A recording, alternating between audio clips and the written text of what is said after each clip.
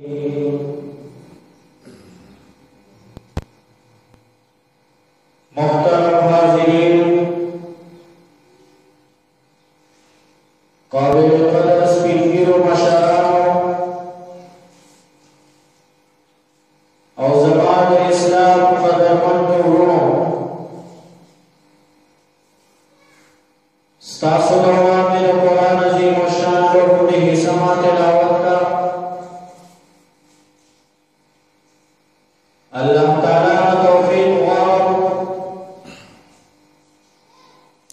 चिदा कुरान की से सही माना और मज़मून का सबक के बयान कर बयान नवाज तासुली अल्लाह ताला जमा खबर बांधे कोई की और कोई लो न बस अवल बामुल की तौबियाता सुसुप्रा अवलियों की अल्लाह ताला ने जो और बांधे सही अमल को तौफीक दा नसीब की अज़ीज़ानो कमा हिस्सा कुरान करीम जमास्ता सबक की तिलावत का दहाई ताल्लुक द इन्फाक फी सबीलिल्लाह सरदे द अल्लाह ताला के खर्च कवल सरदे ख्वाह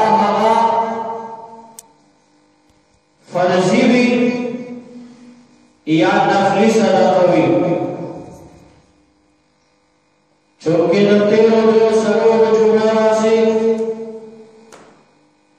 मंद ज़कात मुतालिक तफसीलात शुरू करी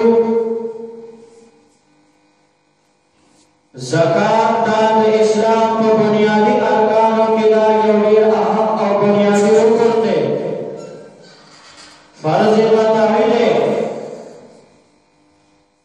समझी मुंस फर्ज दे दासे ज़कात फर्ज दे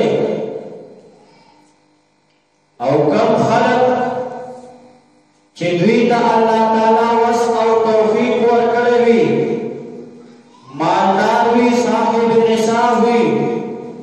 और दे ता अल्लाह पनुम बांगे खर्च न गई दखपल मालना अगर फर्जी ज़कात पकार के सलवेख्तम रखा न वर गई दद्वार जहान सरदार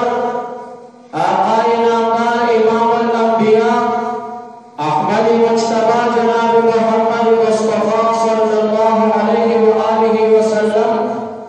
इरशाद फरमाई कि ददा मालदार दा माल दा हलाकी की उलमाए किराम ददी माना गई यौ खुदा चिता का अल्लाह ताला माल दर करे मसलन का सर यौलक रुपई दी पदी यौलक रुपयों की ध्वनिक जर रुपई दा का बांधे अल्लाह की तरफ ना ज़कात फर्ज दे उस कतल देखपल यौलक रुपयों दा ध्वनिक जर रुपई दा अल्लाह पनो वर नकी और ज़कात वर नकी तो दोबारा जहान सरदार फरमाई कि दा ध्वनिक जर रुपई दा पदे हक ताकत इख्बल माल की शरीक को अल्लाह ताला बदा यौलक रुपई सा बर्बादी की दा ध्वनिक जर रुपई दी दा पदी की प्रदे हक दे दा प्रदे हक बदी न वर्के नबी अलैहिस्सलाम का यौ दो जनाना राले पलास की दसरो पगड़ी अचवयो नबी अलैहिस्सलाम का जनानाओं न तपोसो को विकास दी पगड़ो ज़कात और गवई अब जनानाओं में न अल्लाह पे रब्बना खुद दी ज़कात न वरगो नबी अलैहिस्सलाम को फरमाए वेदा में खखदा कि क़यामत के सासु ना बंदी को और बदल शी द जहन्नम को और बंदी ने अल्लाह ताला वाचे नो अब जनानाओं में अल्लाह पे रब्बना दा हम खखदा नो नबी अलैहिस्सलाम को फरमाए कि नाम खखदा नो बिया खामखा दी ज़कात वरगोई नो दीना दा मालूम शवा कि दगमे जनाना काली भी बगड़ी भी या अमीर भी या वाली भी या सर काले भी या नखबों पे ज़वान भी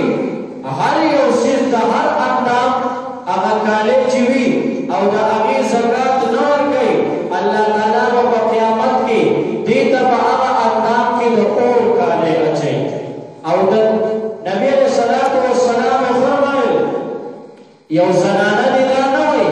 چې ګنې زما په لاس باندې صرف د اور بنګړي وي نو نور بدن به زما محفوظ وي. نبی علیہ الصلوۃ والسلام نه ابو طالب دا د نبی علیہ السلام تر دی او نبی علیہ الصلوۃ والسلام سره ډېره مینه وه. د نبی علیہ السلام په سر باندې د تمامې مکې دشمني به سره غشتې وه. ډېر ورته نبی علیہ السلام ګران و، لیکن د ده بدقسمتي دا وه چې دنیا نه کافر تللی دی، ایمان یې نه دی نصیب شوی. نو چا د نبی علیہ السلام نه تپوس وکړو چې د ابو طالب ستا تره ته خو تا سره انتهایي مینه کړې ده او په هر میدان اسلام مرسته کړې ده، د دشمن مقابله کې ستا مخې ته سیسه پیلای وي دیوال ته ولاړ و، نو ده سره به الله تعالی څه معامله کوي؟ نو نبی علیہ السلام ورته وفرمایل وایي که چېرې ده ما سره مینه نه وی کړې او محبت یې نه وی کړی نو دی به د جهنم بلکل په لاندې طبقه کې و، خو چونکې ده ما سره مینه زیاته کړې محبت یې کړی نو ده ته به د دغې مینې په بدل کې الله تعالی په عذاب کې سپکوالی کوي، ده ته به الله تعالی په عذاب کې کموالی کوي، الله تعالی به لږ عذاب ورکوي، کموالی به وي. هغه کموالی دا دی چې ده ته به صرف الله تعالی په قیامت کې په جهنم کې به ده ته الله تعالی صرف د اور سپلی واچوي، د اور بیزار به ورته واچوي، د اور پړۍ به ورته واچوي، باقي وجود به دا بچ وي، صرف پښتو به د اور بیزار وي. نبی علیہ السلام فرمایي د هغې اور د بیزار په وجه باندې د ده دا مازغه به خوټ کېږي. پښتو به سپلی صرف د اور وي خو د هغې هغه ګرمایش د جهنم اور دی، د هغې ګرمایش او تپش د هغې هغه عذاب به دومره وي چې په سر کې مازغه به خوټ کېږي او یشېږي.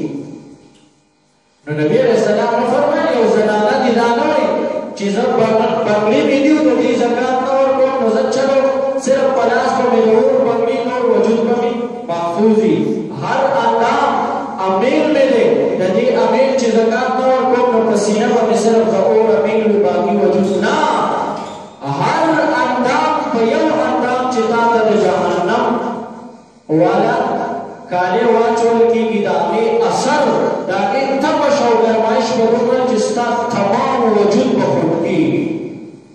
نو ځکه نبی علیہ السلام وفرمایل وی خامخا زنانو ته پکار دي چې د خپلو زیوراتو کالو نه دا زکات وباسي. او ما تاسو ته وایي نبی علیہ السلام فرمایي څوک چې د خپل مال نه زکات نه ورکوي الله تعالی به د ده مال هلاکوي، او څوک چې د خپل مال نه زکات ورکوي الله تعالی به د ده مال مضبوطی قوي کوي به ډېری به زیاتی به. اوس ظاهري که یو سړی د 1 لک روپو نه 2.5 روپۍ زکات ورکړي نو په ظاهر کې د 1 لک روپۍ کمې شوې، په دې کې خو 2.5 کمې شوې، لیکن الله تعالی وایي په باطن کې دا زیاتې شوې، طاقت پکې سیوا شو. اوس زه تاسو یو مثال به درکړم ستاسو د اسانتیا لپاره. یو سړی ظاهري وجود د هغه ښه قوي وي، مضبوط وي، پهلوان وي، لیکن دننه په هغه کې څه چل وي؟ بیماري وي، او دی ډاکټر ته لاړ شي، حکیم ته لاړ شي، هغه حکیم د ده نبض چې چیک کړي نو ده ته وایي ته خو ډک نه تا کې نقصان دی، مرض دی، نو ته داسې کار وکړه چې ته به جاو کې څه وکړې؟ جاو پېژنئ؟ دا مشران یې پېژني سپین کې جاو وکړې، جاو 2-3 ورځې به ستا دست کېږي، او 2-3 ورځې اوس ظاهري خو چې د سړي 4 ورځې دستونه وشي نو ظاهري خو هغه څه شل شي؟ کمزوره شي، د پاسېدو نه او د مضبوط ټوخي سره یو دست ماتېږي که نه ماتېږي، بلکې اوسني ځوانان په دې اوسنو ځوانانو خو که ته هم راشي نو بیا دا اوسنی به وایي څه ځوانۍ وي په ساګو ډک شي په خېدرک باغی دا اوسنی به څه ځوان دا څه ځوانه دي په دوی خو چې معمولي تبه د سر نه ټمپریچر اوچت شو بس روغه نو بیا ګډې وډې وایي او ته به ورته وایي که نه وایي نو ظاهري چې جان سړی وي په درې ورځې دستو شي نو ظاهري خو دی کمزوری شو خو دننه نه دی مضبوط شو ځکه هغه فاسد ماده هغه جراثیم او هغه ګندګي د ده نه ووته نو د ده معده صفا شو کولمې صفا شوې نو د یو کال دپاره دی څه شو دا څومره مرضونه او بیمارۍ چې دا د دې وجې دي چې موږ د معدې خیال نه ساتو پخوا به مشرانو خامخا په کال کې یو ځل جاب کول که نه به کول د سپین ږیرو ته پته ده په کال کې یو دا دومره بیمارۍ وي د چا په ګردو فیکانې کېدل دا څومره بیمارۍ رنګ په رنګ دومره مرضونه راووتل چې نومونه یې چاته نه ولې دا ولې جاړ خلک نه کوي د معدې خیال نه ساتي نو ظاهري چې یو سړی جاړ وکړي نو ظاهري د هغه وجود خو یو څه ورته څه چل کمزوری شو خو حقیقت کې څه چل شو او تک شان یو سړی چې د یو ډک روپو نه 2,500 روپۍ یې زکات ورکړي نو ظاهري خو هغه لږ کې 2,500 کمې شوې لیکن حقیقت کې څه چلو شو الله تعالی په هغه کمو کې څه چلو کو په 97 میزان کې الله تعالی طاقت او قوت دومره پیدا کو چې کار پې زیات کېږي څنګه ګوره د مال ډېروالی چې دی دا د مال تندرستیا او مضبوطوالی نه دی د وجود غټوالی دا د وجود تندرستوالی یو سړی به غټ وي ظاهري به تا ته ښه پهلوان ښکاري خو دننه نه او یو سړی به وچ لرګي خو چې په کار دی ورواچو ولې دننه هغه وجود برابر وي ټیک وي نو د وجود غټوالی د وجود تندرستیا مضبوطوالی نه دی دقه شان د مال ډېروالی دا د مال مضبوطیا نه ده اوس ظاهري خو ستا مال ډېر دی خو چې زکات دې دې ورنکړو نو کم اوس ته به څنګه کم شو کم داسې شو چې کور کې ښځه به دې په داسې مرض باندې پرتی چې ته به 24 ګنټې پریشان او چرته څوک وایي چې فلاني ځای کې ډاکټر یاره وایي ته ماته را کارډ راکړه که نه ده داسې یاره وایي په ډاکټرۍ کې خو ډاکټري ګاډر کې خو کم از کم ما ډاکټر پروفیسر نه دی پرېږدي که چېرته وي کراچۍ کې داسې ښه ډاکټر وي او یا بیا چې زیات مالدار وي نو هغه بیا لندن ته ځي څه ته ځي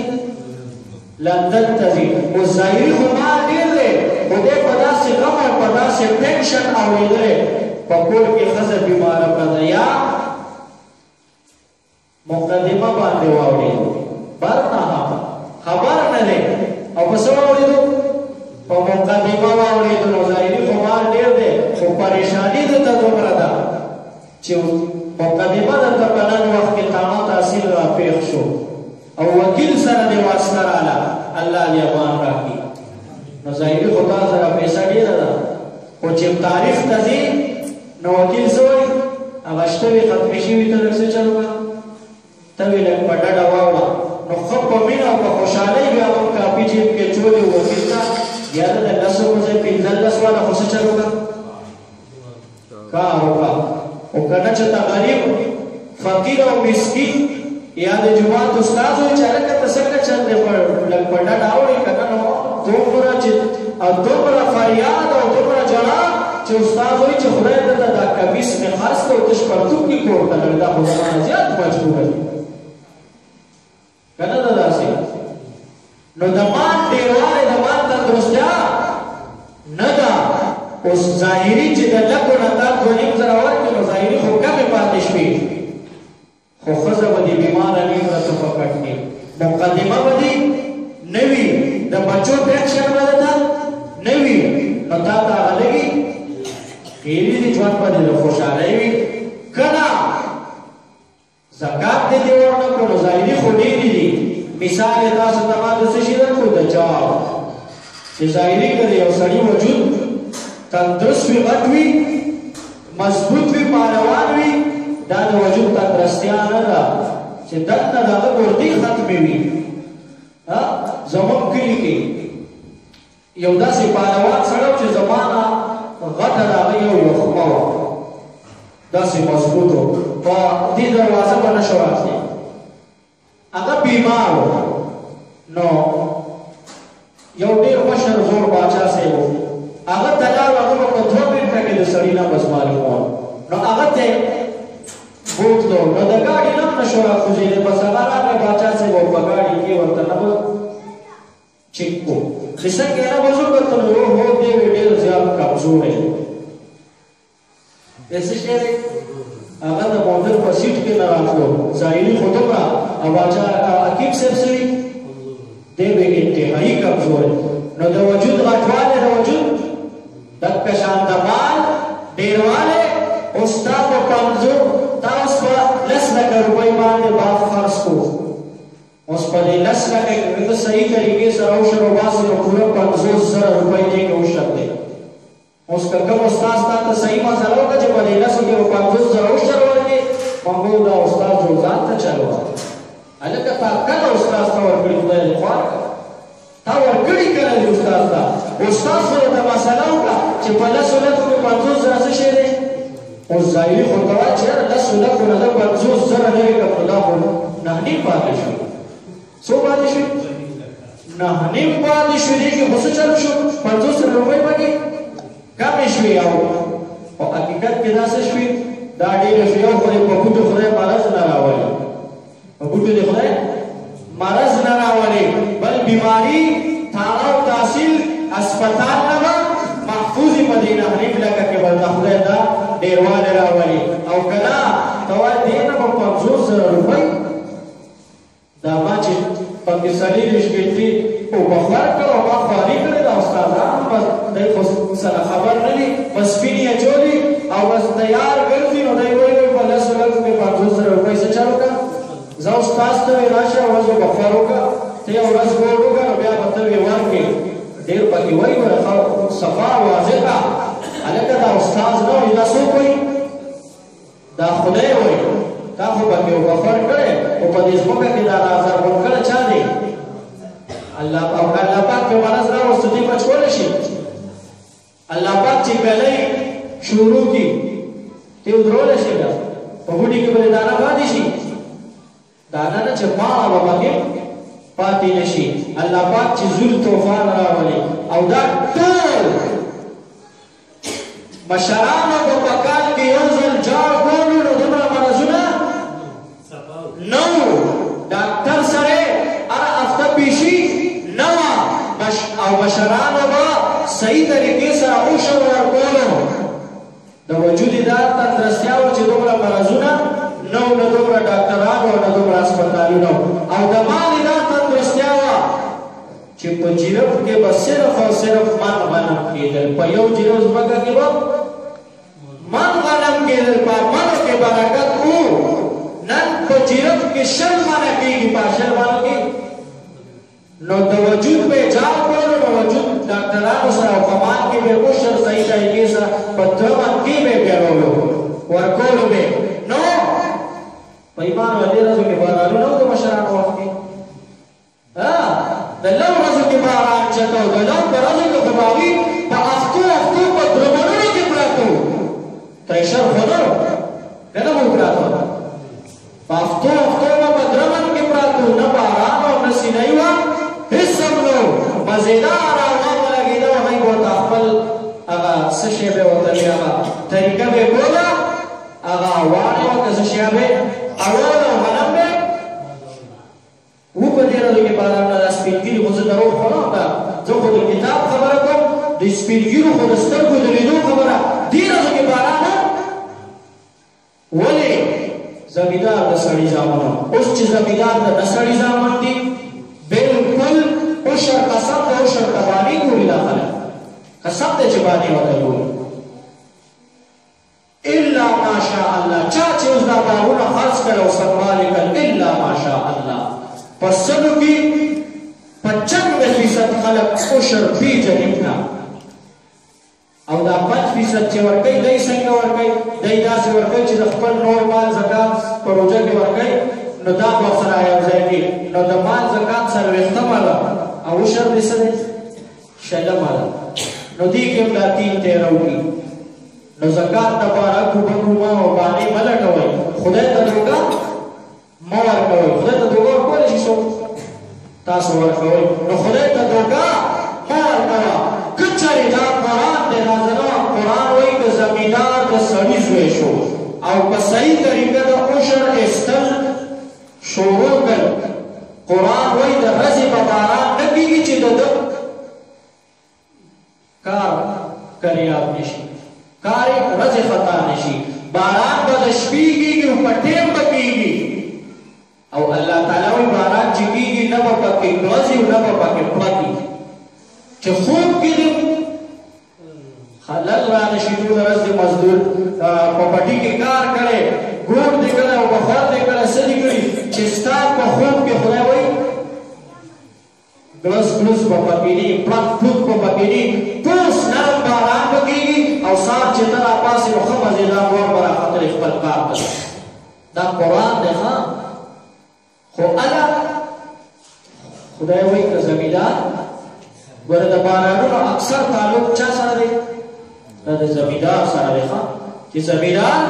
په صحیح طریقه عشر وباسي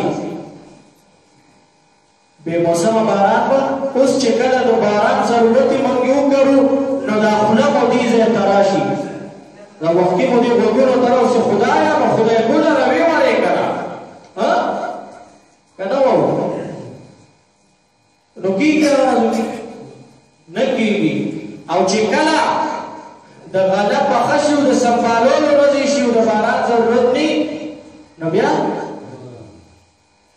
ګلوز ګلوز او درز ګلوز راشي سیلۍ پکې وي طوفان پکې وي باران مو خدای نو دا ضرورت ورته نشته الله پاک وایي ته د سړي زوی دی که ته د سړي زوی شي باران به موسی علیه السلام الله تعالی ته وایي ربه ستا د ناراستیا او ستا د خفګان څه نښه ماته وښیه سالامه ماته وښیه موږ ته به څنګه پته لګي چې خدای ته خفی نو درې نښې ورته الله پاک وښولې یوې وله پکې دا وښوله الله تعالی ورته وی چې کله باران بې موسمه شو ضرورت یې نی او د باران ضرورت نی او د باران موسم نی او بې موسمه باران راوړو دا د څه علامه ده دا زما د خفګان دی نه دا معلومیږي چې زه خفه یم او سخت خفه یم او نااهل حکمران در باندې مسلط کړم چې د نرکړې په سر او په کونه نه پوهېږي او ستا د ملک څه شی بادشاهي سربراهي صدري وزیر اعظمي نو پوه شه چې الله پاک پې پوه شه چې زه خفه یم ناراضه یم نن د الله تعالی د ناراضګۍ او د خفګان تمامې نښې علامې موجود دي که نه دي دا اوس چې زمیندار لګیا دي لونه شروع کړي څوک کوي او چا شروع کړو څوک په دې ششو پچ کړي چې راسې نه شروع کړم او څه چلو شي بیا به اعلان شي بیا به دا د پیشو بچي څوک لوبوي په و پټو په و درو به څوک ګرځوي ګېډی نو لږ صبر ورته کول دا اولاد ښه دي په دې ششو او وروسته ورپسې دا زور دی چې یاره که صبر کوم نو افطار روژې ته به روژه راله دا دومره ټینشن کې دی ولې دی دومره ټینشن کې دی چا چولې دا دومره ټینشن کې دی په خپله خپل ځان اچولې ظهر الفساد فی البر والبحر بما کسبت ایدی الناس خدای وایي دا ستا د خپل لاسه دا اوس دې نه لس ورځې مخکې د باغ چې د 15 لکه واغشتې په هغې کې چې 75,000 روپۍ څه شی عشر و اته ورکړی دی هغې ته خو د شل بانې او شل یونې دې ورته جوړې کړي او لوی مفتي دې ځان نه جوړ کړو الله تعالی په هغې کې د اوس لس ورځې مخکې که تا صحیح طریقې سره عشر ایستی وی نن به نه باران و نه به سیلۍ وه دا دومره ټینشن کې ته چا چولې الله وایي ځان دې خپل بما کسبت ایدی الناس خدای وایي ستا د لاسه خو صفا قانون دی طریقه مې ده چې د دغه زمیندار د سړي زوی شه بې موسمه باران به نه کوم په موسم به کوم ګلس ګلوس به هم پکې نه پلک پلک به هم پکې نه او چې کله ته عشر د بانې ګوري بانې لټې نو بیا به چې نه یې پکار نو څه چل وکړي باران به وایي چې کله پکاري خدای وایي ساس کې باران نه وي نو د زکات تفصیلات من دا سوچونه دا شروع کړو او تفصیل پکې نور ډېر دی خو نن درته دا خبره راغونډوم او ختموم ځکه چې ورپسې بیا رمضان المبارک را روان دی د هغې چې کوم ضروري مسایل یې هغه به ذکر کوو خو بس واضحه صفا سوتره سپینه ډاکټوکلي په پښتو کې خبره ده چې زکات تبانی مه جوړوئ زکات سره اکو بکو مه کوئ ښه صحیح طریقې سره الله ته د جار مثال مې درکړو د مال ډېروالی د مال تندرستیا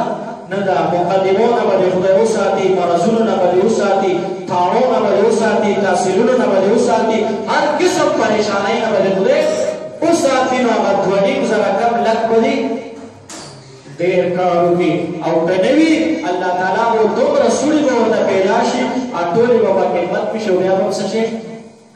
پریشانه وي او دا ستاسو هر سړی دې په خپل ګریوان کې وګوري چې چا عشر نه دی ورکړی لکونه روپۍ واخیستې د باغونو خو چې چا عشر نه دی ورکړی لږ دې بېګا له ځان سره په خپل ځان سره حساب وکړي چې پیسې په کوم طرف لړي لکونه روپۍ څه شوې کال خو لا په سر پاتې دی پیسې نشته روپۍ پرې نه شو ولې الله تعالی برکت پکې نشته برکت او چې د خدای په نوم زکات ورکړي الله تعالی فرمایي مثل الذين ينفقون اموالهم في سبيل الله كمثل حبة انبتت 7 سنابل الله تعالی د یو بدلک دی په وسه ودا کو څومره نو یو ډیرواله دا دی موسی علیه السلام د الله پاک راسته وتلو نو یو دوسیو قریبي ملګری و موسی علیه السلام سره ډېر زیات ګپ شپ و دوستانه و نو موسی علیه السلام ته ویل ته خو خدای پاک سره دې ګپ ته کنه الله سره ګپ لګي سي وې ته به داسې کار وکړې چې نن لاړ شي الله پاک ته وایي چې زما فلانې دوست وایي چې ما د تا څومره رزق مقرر کړی تر مرګه پورې هغه ټول هر څه ماله دې په یو ځای باندې راکړي بس دا څه کله اوچه او کله سپور او کله لږه او کله ډېره او کله یې او کله ټوله دې بس ماله په یو ځای راکړي بس بیا څه پوهېږو زما کار پوهېږم بس وی یو وخت دی خو چې خو د سوري یو وخت دی خو چې خو د سوري وی دا موسی علیه السلام ته ګوره د خدای کارونو کې حکمت یې مه کوه الله پاک وی نه بس ته پرېږده دا کیسې مه کوه بس خدای ته ووایه الله پاک ته موسی علیه السلام وایي زما دوست چې دی هره پسې لګېدلی او دغه شان وایي الله پاک هم ورته وایي چې مه کوه وی نه بس خدای پاک ورې کوله بیا دې مړ شي نو لوګي هر څه چې کوي خو زما دوست او ما ته ویلي بس څه چې د ده په قسمت کې څومره ډېر شوی هغه ټول دلته په یو ځل ورکړه الله پاک وایي صحیح هغه ټول هر څه ورته خدای په یو ځای ورکړه په یو ځل ورته ټول میلاو شو سړی مالدار شو سړی هوښیار و موسی علیه السلام سکار پسې لاړو چې ته بهر او څه وخت پس چې راغلو موسی علیه السلام دا خیال و چې اشنا خو به هونه ختمه کړي اوس به چې ته یا به د لوږې مړي یا به چې ته پروتي مچان به پرې بڼېږي چې راغلو تپوس یې بیا زما فلانی دوست وي دا مخامخ بنګله او کوټې چې دا د هغې دوست ده موسی علیه السلام چې ورته ویې کتل نوکران دي او چاکران دي بنګلې دي او ګاډي دي موسی علیه السلام وایي چې هغه شی خو دومره نه خو زما د سترګو د وړاندې دا څنګه چلو شو الله پاک ته ویې ربه دا خو عجیبه کار وشو دا څنګه الله پاک ورته ویې موسی علیه السلام ملګری دې هوښیار و سړی هوښیار وی څنګه وی هغه ما سره تجارت شروع کړو چې څه مې ورته ورکړل ما سره تجارت شروع وی زما په نوم مې ورکړه شروع کړی په غریبانانو تقسیم کړو او زما خو قانون دا دی چې زه د یو په بدل کې 700 ورکړم بس وی ما فرشتو ته وی چې بس کښېنئ او بس په 700 کې څه چل کوئ ضرب ورکوئ نو زکات تیلی باندې مګورئ ابو بکو مجنګوئ څه چل کوئ صحیح طریقې سره په غله کې عشر ورکوئ او په مال کې که د تجارت دی او که ستاسو سره او سپین دي او سرمایه مو ده نو په دې کې ښه صحیح طریقې سره حساب کوئ او کال پس په دې کې 40مه برخه دا د الله په نوم زکات ورکوئ او ستاسو د کلي کم غریبانان چې دي خواران فقیران چې دي دوی ته ورکوئ او یو اخیری همیشه چې درته کومه خبره کوم درته کوم بس اسانوم ده مه خیر ورکوئ مه خیرات ورکوئ مه زکات ورکوئ د خپلو غریبانانو د کلي ګاونډیانو غریبانانو د اخوار چې کوم دي مه ورته خیر ورکوئ مه خیرات مه زکات چې څلور انې ورنه کوئ خدای مو مهرباني وکړئ سپي مو کورې کوئ څه چلو کوئ پښتانه څه وایي ستا د خیر نه مې توبه نه څه چلو کړه دا سپي پورې کوي داسې کار وکړئ چې دا څومره ستاسو د کلي کمزوري دي او د دوی دا حقونه تاسو ګیر کړي دي دوی ته د خپل حق واپس کړئ ستا زکات ته حاجت نشته نه ستا خیرات ته حاجت شته دا کمزوري ولې دي زورور دي جیدات ګیر کړی که نه باجوړ ته دلته څوک راغلی دی د یو نګار واد دی که نو ولې د یو شل جیره بس مګر او د یو د سر سوړ نشته ولې نشته باجوړ نه خو څوک نه راغلی ستاسو دې کلي کې که ټول د یو نګار واد یو خلک دی زموږ کلي کې د هر ځای خلک شته نو دلته خو کم از کم ټول د یو نګار واد دا کمزور زورور ولې دی دا غریب مالدار ولې دی زورور څه چل کړی میم زرماو هر څه تر کومې چې لاس رسېدل نو څه چل کړی نو ستاسو د خیر نه ستاسو د دې غریبانانو توبه ده ستاسو د خیر نه خو څه چل وکړئ دا سپي مو ته پورې کوي دا کوم حق مو چې د غریبانانو ګیر کړی دا غریب ته تاسو د خپلې ویډیو خپلې پولې ځای ته کوئ قسم دی که د چا هم ستا خیرات ته ضرورت شته او یا زکات ته ضرورت شته الله تعالی دې د عمل توفیق را نصیب کړي پکار نه دی مخالف هزار تقریره مناسب د حال بس یو کلام داستان شي ای زمانہ اختصارت افسر ای سبب تقریر کردن مختصر او چیزله کی مینه نوی مې بنشي د مولا په تقریرونو واخر دعوانا الحمدلله